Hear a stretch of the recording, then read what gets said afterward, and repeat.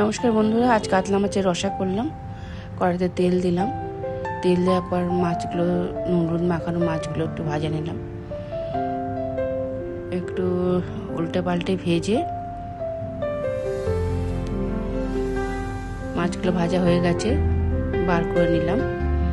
তারপরে কড়াইতে মেথির ফোড়ন দিলাম, আলু কেটে রাখা ছিল সেগুলোকে একটু ভাজবো, একটু পেঁয়াজ দিয়ে দিলাম, আলু পেঁয়াজটাকে একটু লাল লাল করে ভাজবো।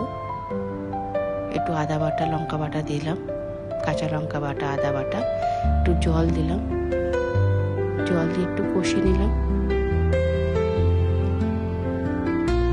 তারপরে আনা হলুদের গুঁড়ো, জিরের গুঁড়ো, ধনের গুঁড়ো, লঙ্কার গুঁড়ো সব দিলাম, একটু নাড়াচাড়া করে টমেটো বাটা দিলাম।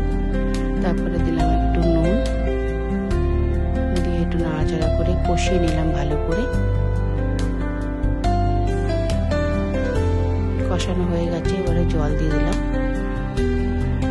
জল দিয়ে ঢাকা দিয়ে দিলাম, একটু ফোটার অপেক্ষা।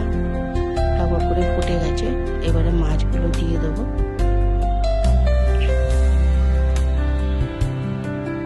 দিয়ে একটু লঙ্কা দিলাম, কাঁচা লঙ্কা চেরা কাঁচা লঙ্কা দিয়ে দিলাম, দিয়ে একটু ঢাকা দিয়ে দিলাম আর একটু আলুটা সিদ্ধ হওয়ার জন্য। আলু সিদ্ধ হয়ে গেছে, উপরে ধনেপাতা দিয়ে দিলাম, একটু নেড়ে চেড়ে নামিয়ে দিলাম। থ্যাংক ইউ বন্ধুরা, একবার করে খেয়ে দেখো, খুব ভালো লাগে।